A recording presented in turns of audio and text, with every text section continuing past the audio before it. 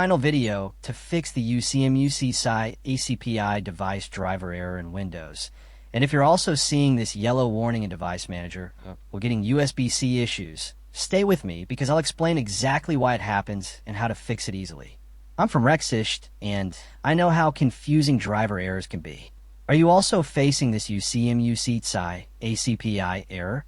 This driver controls your USB-C ports, including charging, display output, and data transfer.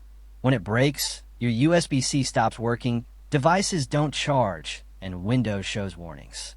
A lot of guides online make this sound advanced, but the real fixes are simple. When I faced this issue myself, one easy trick fixed it instantly.